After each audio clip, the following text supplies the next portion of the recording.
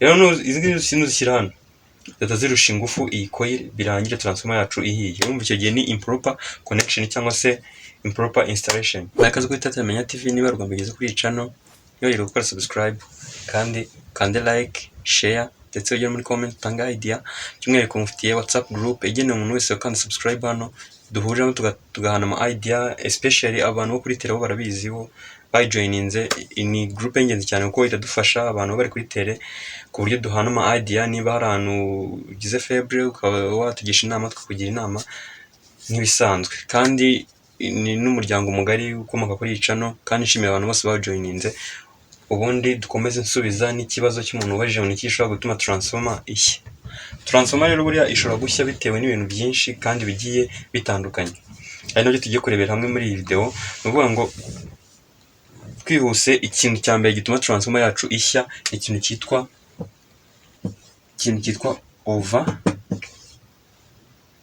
overloading. Overloading ni ikintu kitari kiza kuri transformer. Urugero, niba transformer yacu iretinze kuba ya generating watt runaka, sinzi ntago ari watt bavuga, si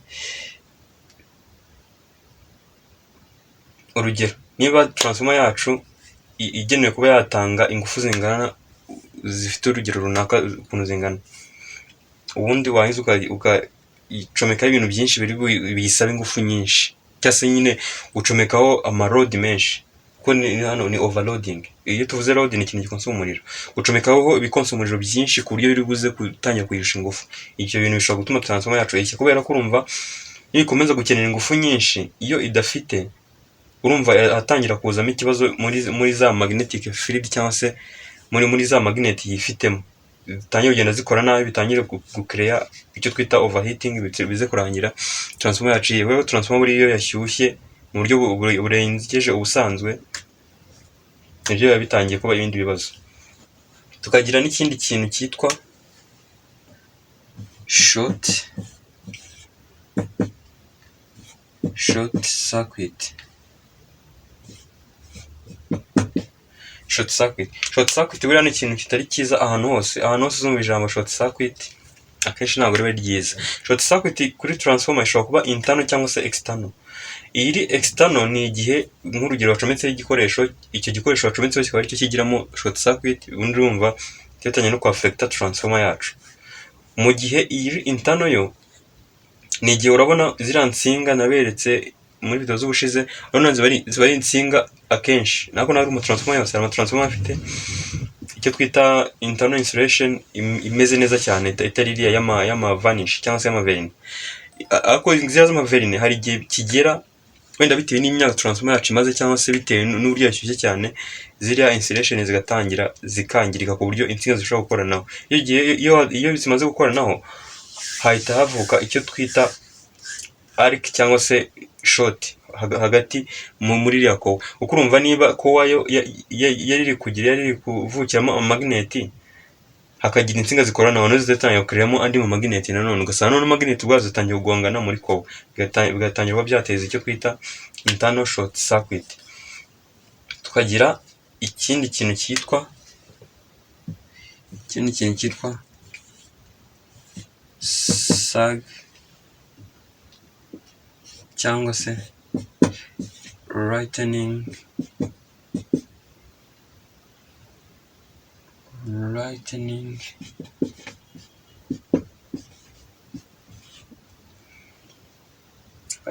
strike. Iyi lightning strike yo ni inkuba, cyangwa se iyi surge ni igihe umuriro wifata ukazamuka ariko by'akanya gato nyine bitunguranye, nabyo bikamara n'akanya gato, ariko n'ubundi nabyo bikaba biri kuri high level. Ari nacyo kintu ubundi inkuba ikora. Iyo inkuba ikubise, hari ukuntu igenda ikivanga ahantu hari umuriro, ihita igenda ikivangamo, kandi mwabonye igihe umurabyo umara. Rero kiriya gihe umaze bishobora kugira icyo twita sag. Mu gihe rero ibaye created, bishobora kuza igatinda muri transformer. Niba transformer yari igenewe kwakira 220 volt, icyo gihe iriya sag ibayemo, voltage ziragenda gushaka usanga zikubye inshuro runaka bitewe niyo nkuba ukuntu yanganaga. Urugero byose bishobora kuba byakafecta transformer, kandi transformer ni ifite primary part yagenewe kwakira umuriro ungana gutya, ukawongera, icyo gihe biba bishobora kuba byayangiriza. By'umwihariko noneho uriya nk'ubaho biba ari ibindi bindi uba ukubiye cyane ku buryo bishobora kuba byahita byangiriza transformer yacu. Icyo nacyo ni ikindi kintu gishobora gutuma transformer yacu yakangirika.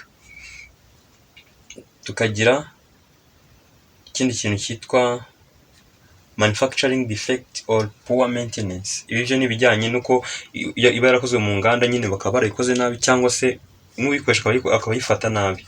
Tukagira ikindi kintu cya gatandatu aricyo twita harmonics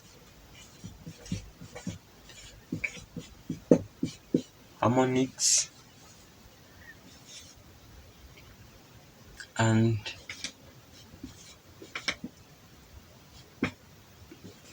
non-linear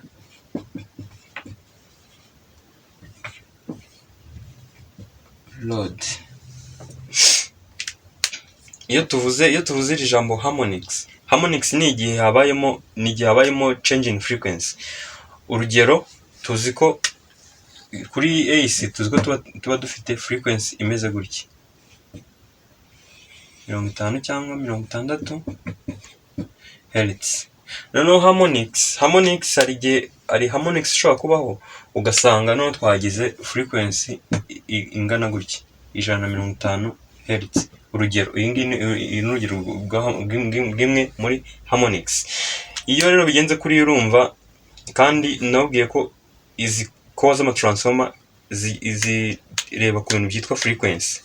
Iyi metal core kubera ko urumva turi gukoresha AC, normal AC, tuba dufite iriya metal core, kandi metal core yagenewe low frequency. Rero igihe hajemo frequency imeze gutya, ibyo bihita bitangira kugeneratinga ubushyuhe, cyangwa se bigatuma transformer yacu ishobora kuba yashyuha cyane. Kandi twabonye ko transformer ishyushye bishobora kuba byakafekta ama insulation, bigatuma habamo short circuit, cyangwa se bigatuma na core yacu inanirwa kuba yakora, kubera ko iriya core ikora neza iyo ifite izi frequency. Iyo rero zihindutse bishobora kuba hakazamo overheating, kandi buriya magnet n'ubushyuhe ni ibintu ubundi bizirana.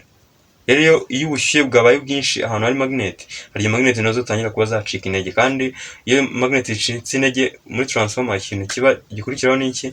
Mu gihe kirimo umuriro biba bishobora kuba byahita bicreate icyitwa short circuit. Tukagira n'ikindi kintu cyitwa long connection cyangwa se proper installation. Ni igihe transformer yacu noneho twainstalle nabi, cyangwa se mu gihe twayikoreye connection ariko itariyo.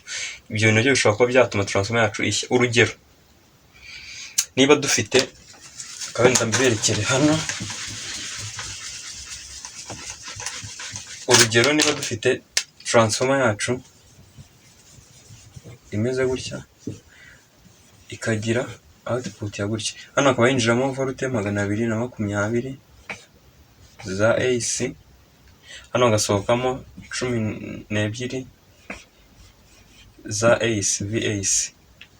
wowe warangiza ukaza izi voltage ukabibarizaho applying hano. Urumva kuko transformer nkuko nayiberetse, ubona nyine insinga zisohoka mbona ari zimwe, ntabwo apfa kuhita umenya nyine iyo utabigenze cyangwa se ubipime, hagida apfa kuhita ubimenya, cyangwa se utarebye kuri iriya catalogue ibiriho aho umetse agapapuro kabisobanura.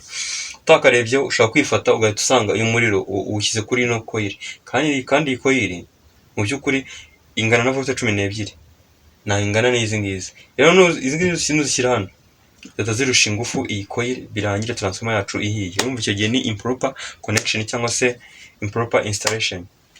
Urumva ibyo ngibyo nabyo biri mu bintu bishobora gutuma transformer yacu ishya.